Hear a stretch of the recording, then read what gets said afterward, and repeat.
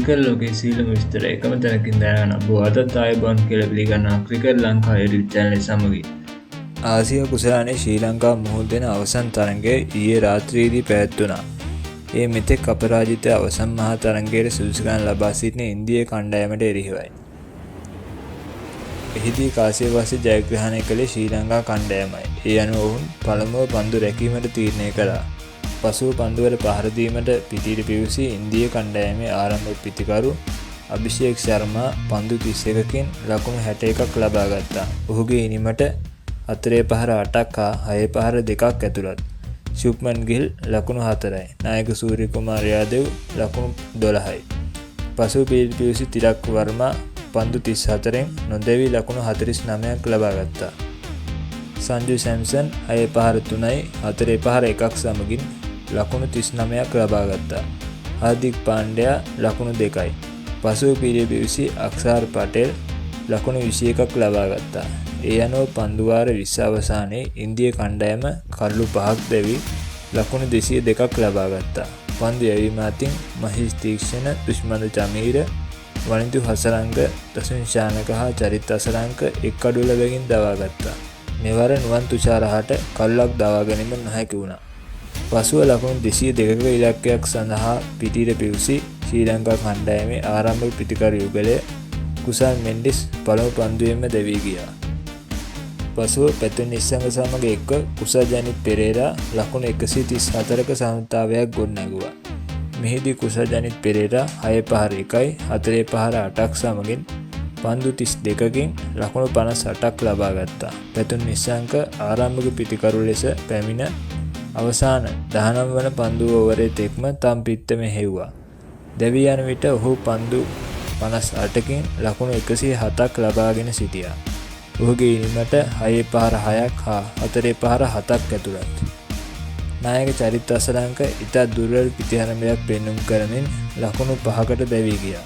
කමින්ද මෙන්ඩිස් මෙවර ලබා ගත්තේ ලකුණු 3ක් පමණයි.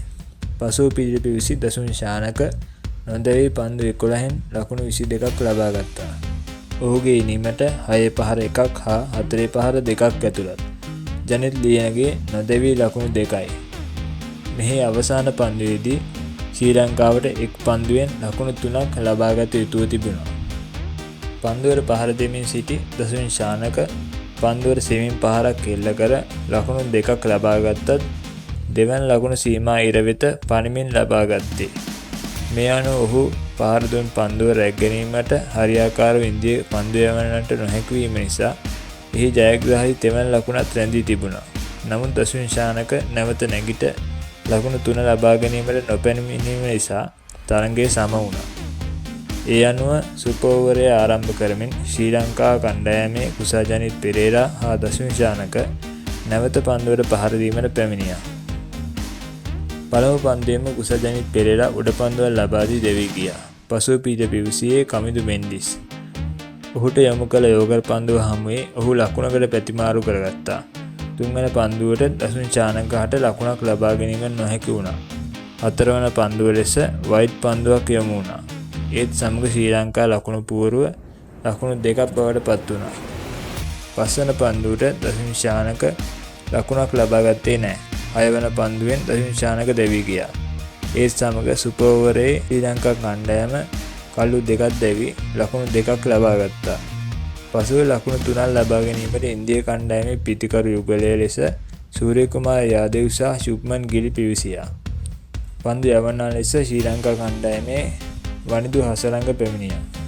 කෙසේ වෙතත් සූර්ය කුමාර යාදව් වනිදු හසරංග එල්ල කර පළමු පන්දුවටම පහරක් එල්ල කර ලකුණු 3ක් සඳහා දිව ගියා. ඒ අනුව මෙම තරඟය සම වූ අතර සුපර් ඕවරේ ඉන්දියා කණ්ඩායම ජයග්‍රහණය කළා.